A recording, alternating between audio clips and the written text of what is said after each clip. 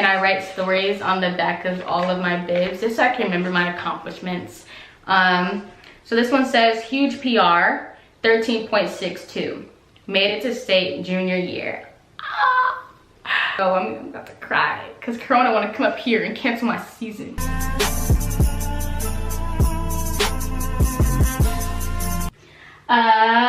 Approaching. Hey guys, welcome back to my channel. I have a really exciting video for you guys.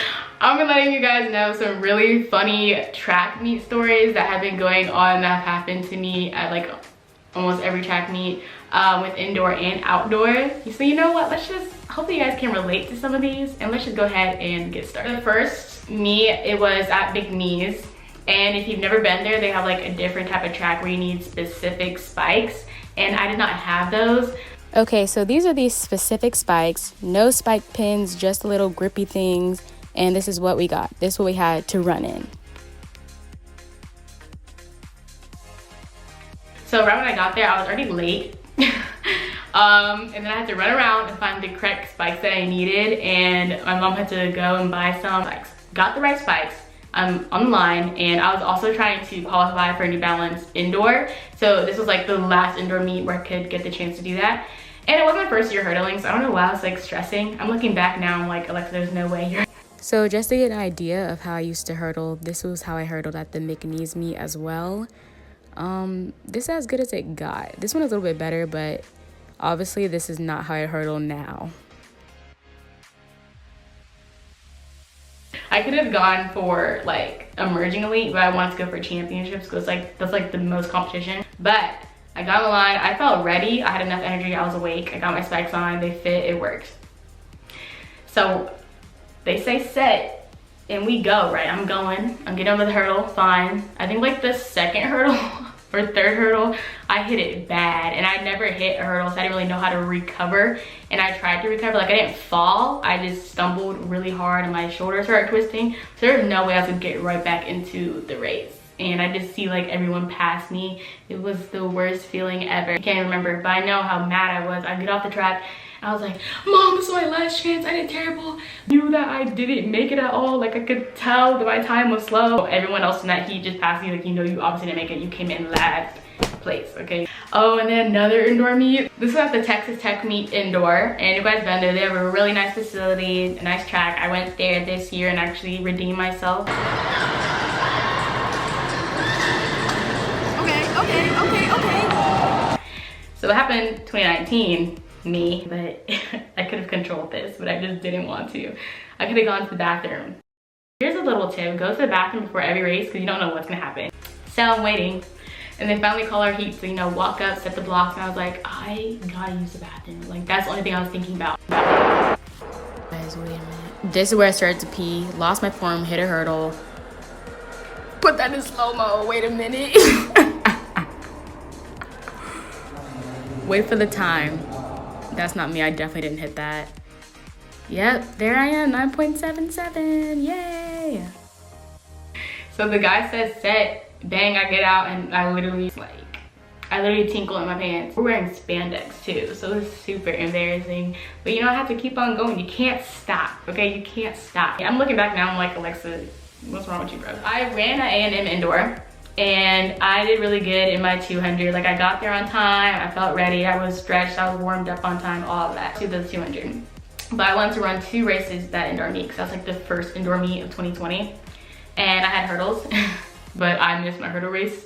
It was a rolling schedule, and indoor at A&M rolling schedule means rolling schedule. Like they had the mile going as long with the hurdles going. So I thought, oh, they're gonna run the mile, and then they're gonna run the hurdles. Like no, rolling schedule, especially in prelims, they're trying to get everything done. So I didn't know that. So I'm coming in, I'm like, okay, yeah, Mom, I'm ready, got you, love you. Like the first indoor meet, I was so ready. I come in the door, and I'm like, dang. Yeah, guys, I was first heat. First heat gone, they were already running. It was too late for me. Okay, but now let's move on to outdoor. We're done with indoor, let's move on to outdoor. So I was a sophomore at my new high school. So this was like embarrassing. I was in the 4x2. This was the first meet of the season, my sophomore year, and I was on varsity at the new high school. Like, look at me, I was on varsity, ah. And listen closely, guys, I was first leg. and my heart just shattered after this. It was probably worse than the McNeese me, I'm not gonna lie. I was in the 4x2 on varsity at my new high school. That's a lot of pressure, okay? A lot of pressure was added up. So I was first leg as well. And I false started. First meet, first leg, false started. And that means nobody could run. Second leg couldn't run, third leg couldn't run, fourth leg couldn't run, nobody could run because I false started. So this is my freshman year. I did not know that I had the flu. And that's like not good when you're like at a track meet, and especially around pollen season. I knew, like I was sneezing and stuff, but I didn't like think of anything about it. And it was so hot that day on a black track. It was a black track. And I was not running hurdles at the time. I was running 100 meter and some relay, I think. But I was in the 100 meter and I did feel kind of woozy. So I got out really good. I always get out kind of good. I got out kind of good. And like I'm pumping my arms, little freshman me, my little leg. Anyways. And then around like the 50 meter, like I literally started tripping on nothing. Like I started tripping on air. Like I was literally stumbling like the whole last 50. And I crossed the line, like my legs felt all jelly, like I was gonna fall. And then I had the flu. Didn't even know. Crazy, huh? Didn't even know. So the next story, this was recent.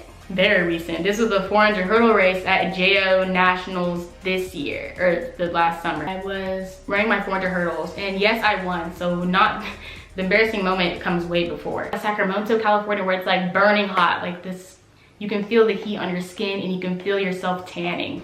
That is how hot it was. And then they had us under that tent. They had us out in the field. I hate when meets do that. They have us waiting forever, knowing that it's not our time yet. I could have been in the bleachers laying down underneath my tent, drinking my cold water. You know, they have like the water spray hose or whatever.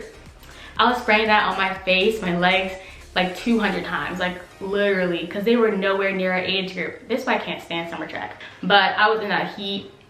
I started getting woozy. I started dreaming, hallucinating. I could not get colder. Like I was trying to like cool myself down and relax. I just got sleepier and drowsier and so when it was our time, I was in, what lane was I in? 4 or 5? Can't remember.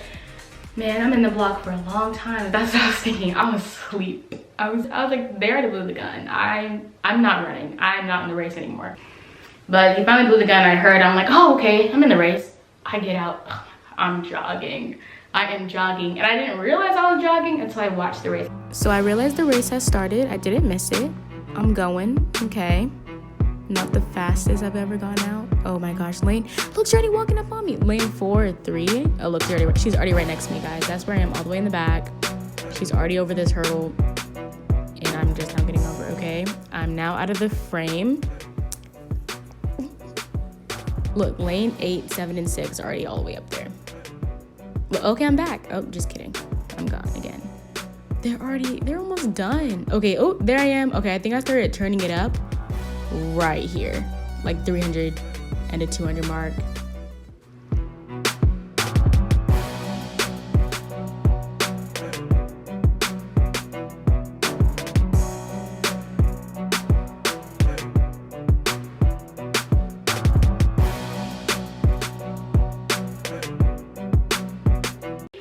My girl Destiny, she is all the way up there. I'm like, wow, she's almost done with the race. I might as well just let her have it. Like, that's what I was thinking. So around the 300, I hear my mom, she's like, go Alexa, move Alexa. So I'm like, oh, okay.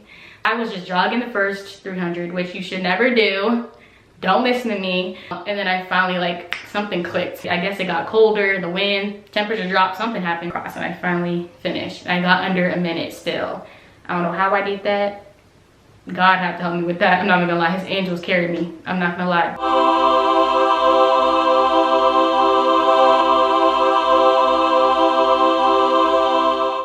It was crazy. That was hilarious. I didn't know I did that until I watched a video and I'm like, this makes so much sense because I was not awake.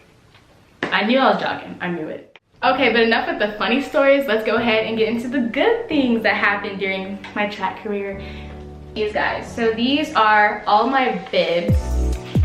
So this one is regionals and I write stories on the back of all of my bibs just so I can remember my accomplishments. So this one says huge PR 13.62. Made it to state junior year. Ah. Yo, I'm about to cry because Corona want to come up here and cancel my season, my senior year. I love that. Junior year, made it to state. So this is at regionals 6A. This is at USATF Hershey. I was number 3288. The Hershey Junior Olympics. Yeah. And this is when I won my own ring and my national title, 400-meter hurdles. This was a moment. Oh, bet. Okay, so the Carl Lewis Indoor. This is at Houston U of H. I was number 1371. What happened here? Let's see what happened here. PR, first time. Wow, I have really bad handwriting. PR, first time hurdling. Oh, okay. So I ran. Oh my God. Oh wow. Okay. So here's what happened. I ran 9.1 in prelims.